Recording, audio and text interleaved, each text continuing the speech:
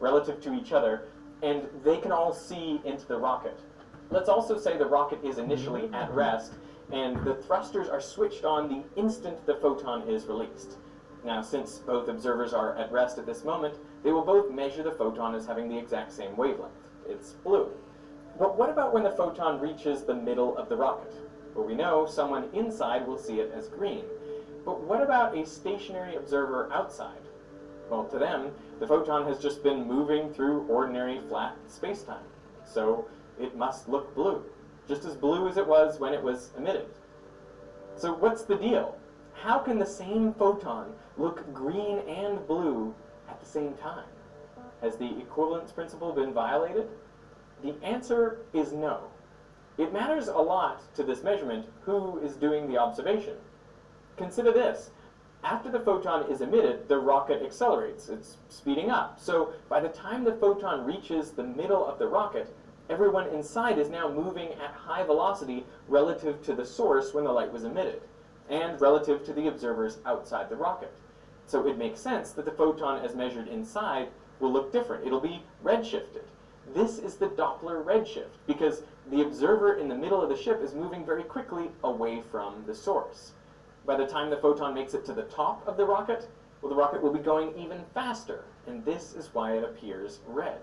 But to a stationary observer outside, well, it still looks blue. This thought experiment shows us that wavelength and energy are not intrinsic properties of photons. They are properties of the photon observer system. Now, let's recreate the Harvard Tower experiment. Observers in the building see the photon redshifted as it climbs. But here's a question for you. What would a free-falling observer see? Well, they would be just like the stationary observers in space, watching the rocket accelerate up. The physics of these two situations are identical, so they would measure no redshift. To them, the photon would look blue the whole time. What I want to show is that there aren't actually three different types of redshifts. There is only one. We've seen that the gravitational redshift can equivalently be seen as a Doppler redshift when we do the same analysis in an accelerating rocket ship. So what about cosmological redshift? Well, for this, we have to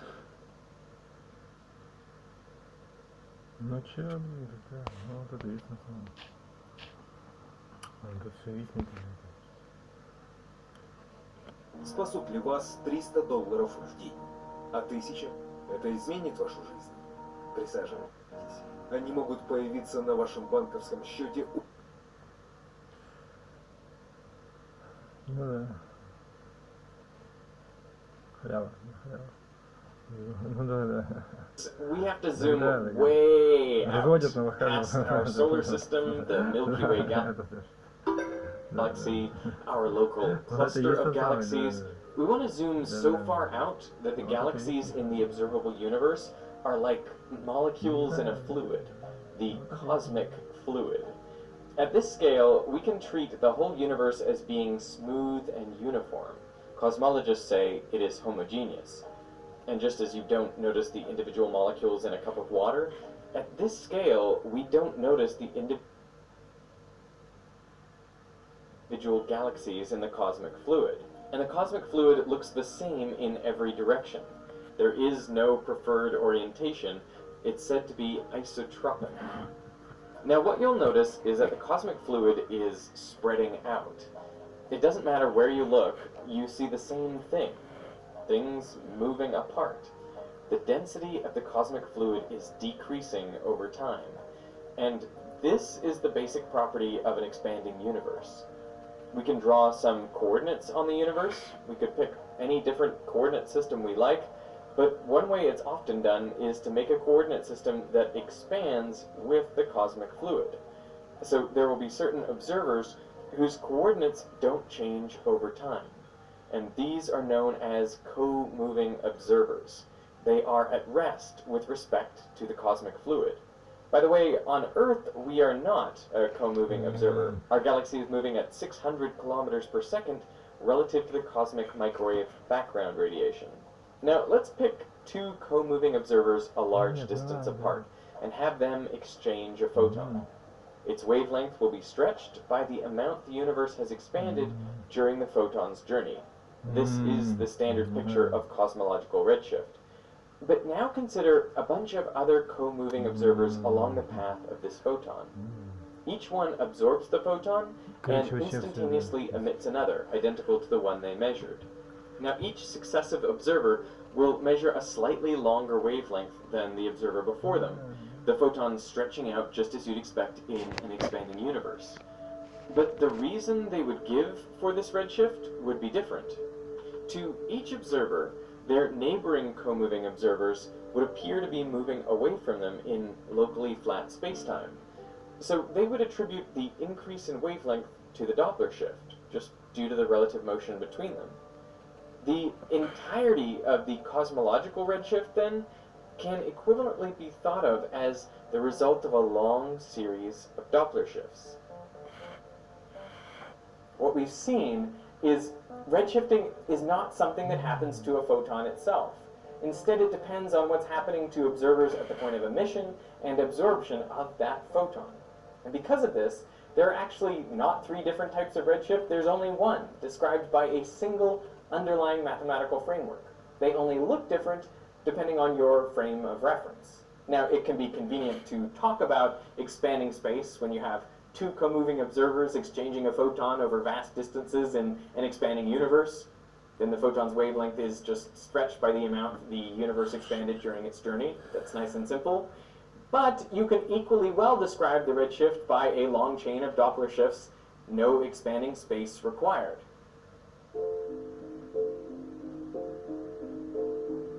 The misconception is to think that because photons are redshifted as they travel across the universe, that means expanding space is pulling on things and stretching things apart. That's not how it works. Space is not like that. So let's come back to the central question of this video, which is, do you expand with the universe? The answer is no. Because on the scale of people, the universe is not homogeneous. I mean, matter is condensed down into objects and the Earth. And the universe is not isotropic. Looking up looks decidedly different from looking down. The basic assumptions we made about our expanding universe just don't apply here. I mean, the local space-time curvature is dominated by the Earth. So what if we took you out into deep space, the middle of nowhere? Then would you expand? Still no, because your body is held together by electromagnetic forces. But what if we could turn off the electromagnetic force so your body is just a jumble of particles that don't interact? Well, in that case, over time, you would expand. But only because our universe is now dominated by dark energy. So the take-home message of this video is that redshifting photons don't mean that space is expanding and pulling on everything, stretching things apart. So molecules are not expanding, and neither are stars, and neither are galaxies, and neither are you, except for very extraordinary circumstances.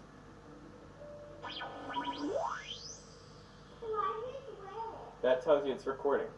Here we go. Hey, this portion of the video was sponsored by Salesforce, a company that can help you expand your business.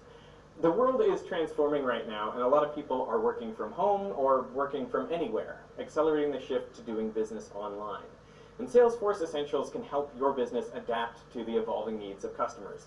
For example, you can make your website work harder for you by using lead capture forms from Salesforce right on your site.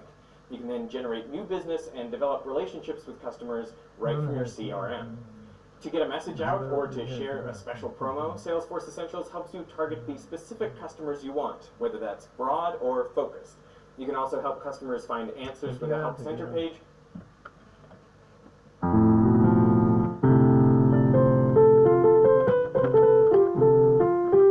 Я тоже так думаю, да, так нелепо. А если подумать, то все профессии какие-то странные, да? Главное, что какие-то странные дела делаешь, и тебе, ну, я понял. Да. А почему? Да. Новая кнопка для тех, кто понял. На депозитах много безработных. Мы поможем выбрать, во что для вложиться. Установите инвестиции и получи акции на сумму до 30 тысяч рублей. Тинькофф.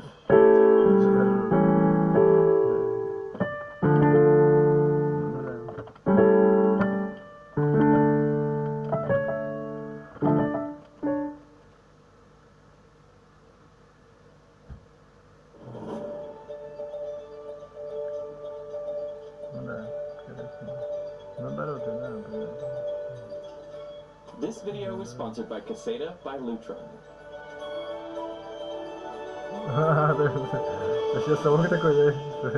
According to the general theory of relativity, gravity is not a force. There are no gravitational fields. Gravity is kind of an illusion. And in this video, I will prove it to you by blasting off into outer space. In 3, 2, 1...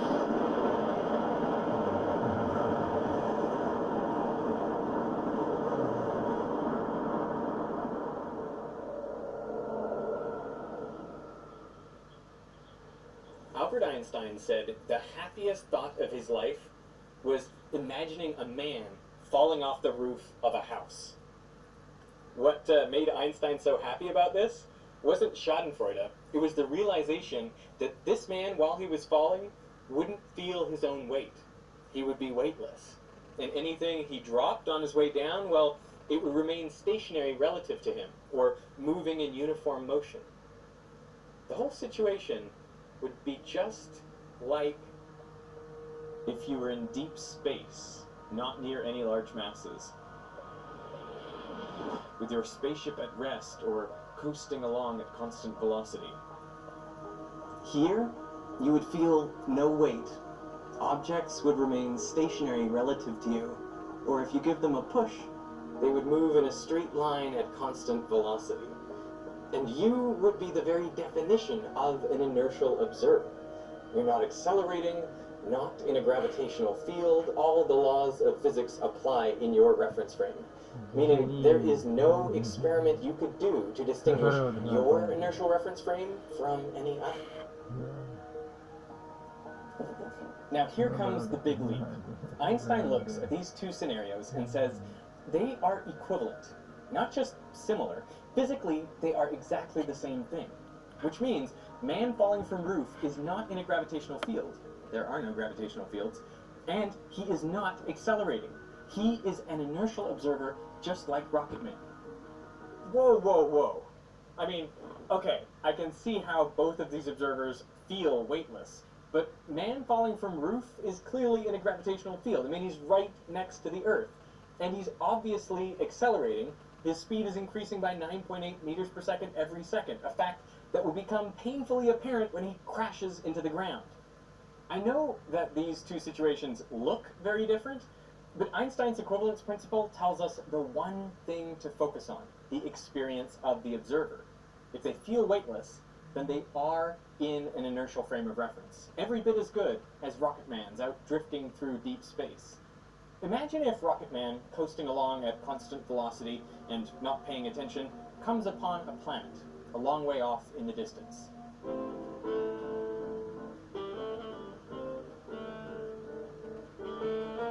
An external observer might notice that the path of the rocket bends ever so slightly towards the planet, but inside, Rocket Man would remain oblivious. He feels no force, experiences no acceleration. As the rocket gets closer to the planet, it goes faster and faster. But Rocket Man still feels weightless. For him, nothing has changed. So where on this journey would you say the frame of reference changes from inertial to non-inertial? An onboard accelerometer would never even register a blip. He has continued on his inertial path through space-time. So the logical conclusion is his frame of reference is inertial up until the instant he crashes into the planet.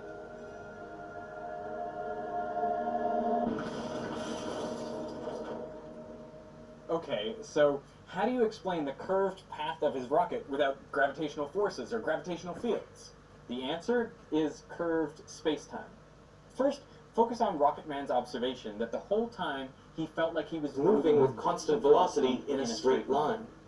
He was moving in a straight line through space-time. But space-time around massive objects like planets is curved.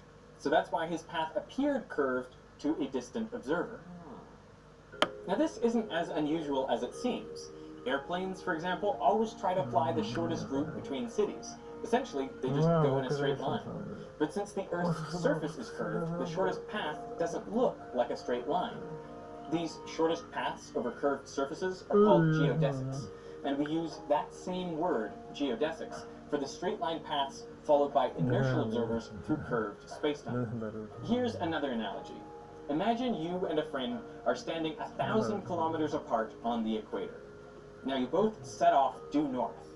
Over time, you will come closer together, ultimately bumping into each other at the North Pole. It's as though there was a force pushing you together. But you didn't feel a force, and your friend didn't feel a force. Gravity is just like that force. It doesn't actually exist. The real reason for you coming together was that you were both on straight paths, geodesics, on a curved surface. Astronauts on the space station are weightless. That means they too are inertial observers traveling on a geodesic. But the Earth curves space-time around it, which is why their straight-line path appears as a helix. It only looks like a circular orbit if you forget the time dimension. Don't forget, we are all moving through space and time. Space-time. This is the standard bent sheet analogy for curved space-time. But I think this demo is misleading. It allows you to fool yourself into thinking you understand general relativity when the Нет, так это понятно, intuition you're смотри. actually... Если ты возьмешь относительно Земли, то получается круг. Если, то получается, если относительно Вселенной уже возьмешь, тогда как что получается тогда? Да, я понял, что ну, да.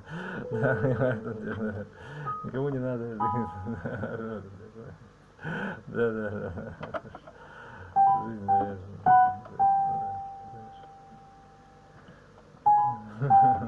actually drawing on is just that objects like to fall towards the middle of a well due to the gravitational force. But in general relativity, there is no gravitational force. What you should be thinking about is objects traveling on a straight line path through space-time. It just so happens that space-time is curved around massive objects, so that straight line path doesn't look like a straight line. Matter tells space-time how to curve, and space-time tells matter how to move. Now let's go back to deep space. What happens if you turn on the rocket thrusters and accelerate at 9.8 meters per second squared? Well, someone outside would see all objects remain stationary, while the floor of the rocket accelerates into them.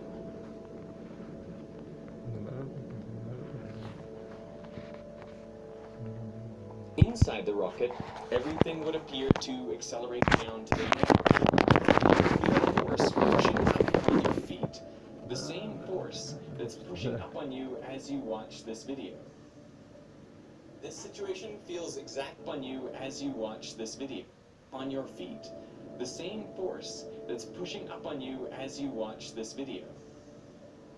This situation feels exactly the same as being at rest on the surface of Earth. Because we are at rest on the surface of Earth. Now I want to ask you, are you watching this video in an inertial frame of reference? Well, I mean, do you feel weightless? No. So you are not an inertial observer. Your situation is exactly the same as someone accelerating on a rocket ship in deep space. And let me be clear, I don't mean that being at rest in a gravitational field is like accelerating in a rocket. I mean, it is the exact same thing. You are accelerating and there is no gravitational field. Gravitational fields do not exist. Now I know that sounds crazy, but come with me for a minute.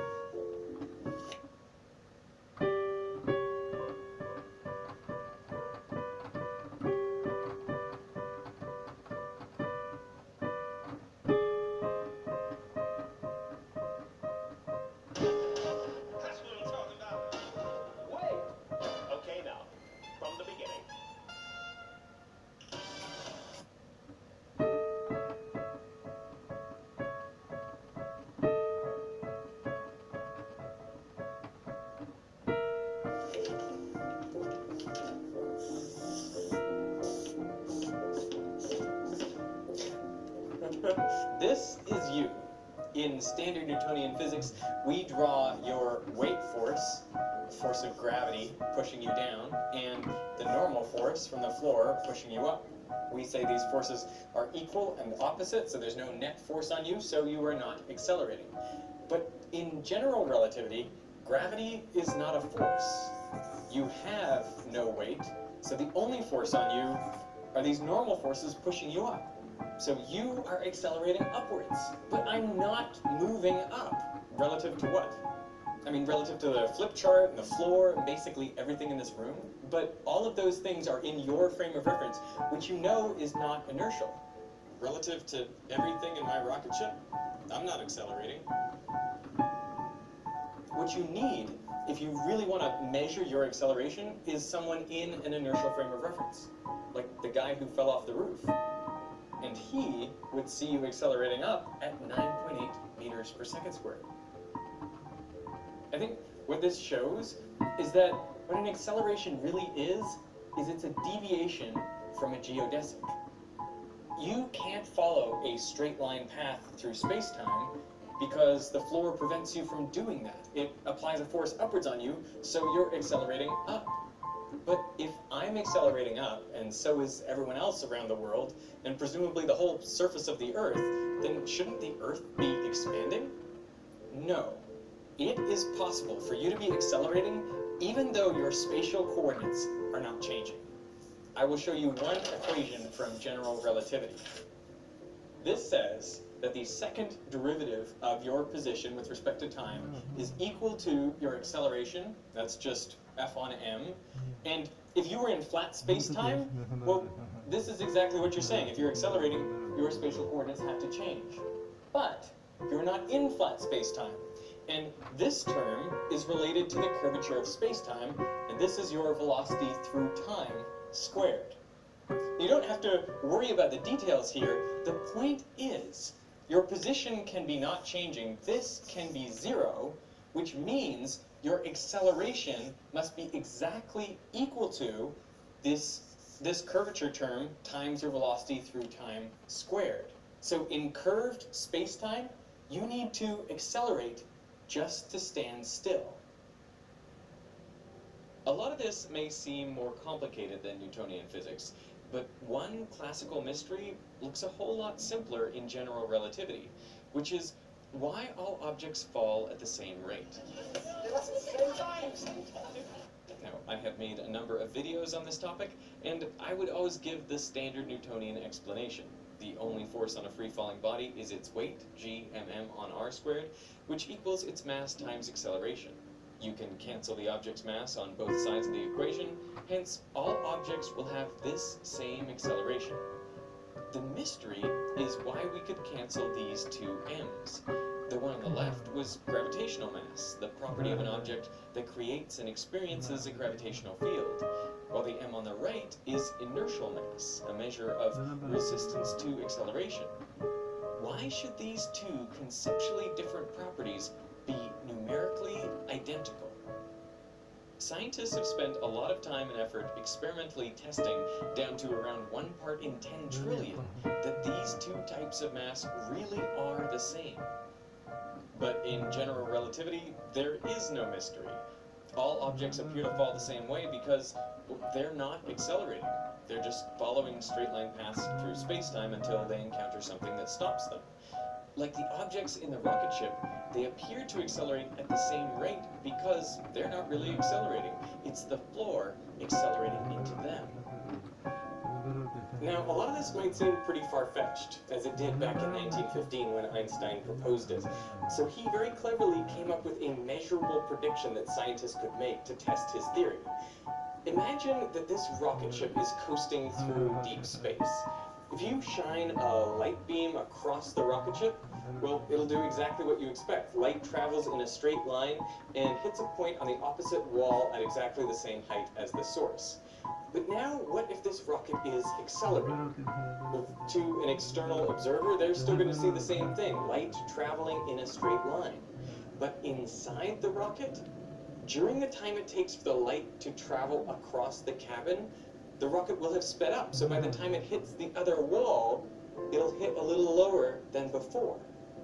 So in an accelerating frame of reference, light deflects down. Here I am dramatically light deflects downward. Rocket, during the time it takes for the light to travel across the cabin, the rocket will have sped up. So by the time it hits the other wall, it'll hit a little lower than before. So in an accelerating frame of reference, light deflects down.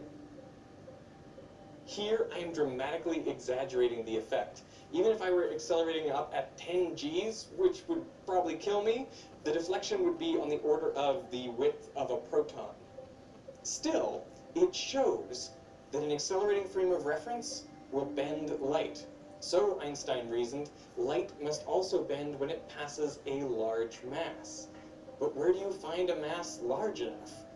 Well, the only obvious huge mass near the Earth is the Sun. So the ideal experiment would be to look at light passing just next to the Sun and see if it is deflected, say, light from distant stars. The problem was, of course, the Sun is just so bright you can't see stars right next to it, unless there is a total solar eclipse, which is exactly what happened in 1919. So Arthur Eddington set out to take pictures of the stars right next to the Sun during totality. And what he found by analyzing those pictures was that their positions appeared deflected by the precise amount predicted by Einstein's general theory of relativity. The result was twice the deflection some had calculated using a strictly Newtonian model. And general relativity has passed virtually every test put to it over the past 100 years or so. But there are still more things to try.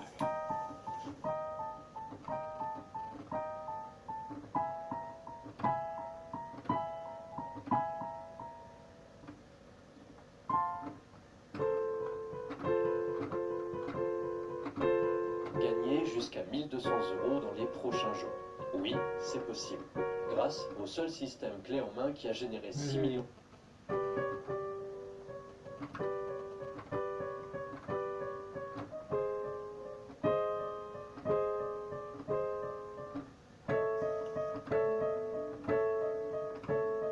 A well-known and empirically validated finding is that accelerating charges radiate electromagnetic radiation. So one conceptually simple experimental test would be to compare the behavior of a stationary charge in a gravitational field to a free-falling one. If a more Newtonian picture of gravity is correct, well then the stationary charge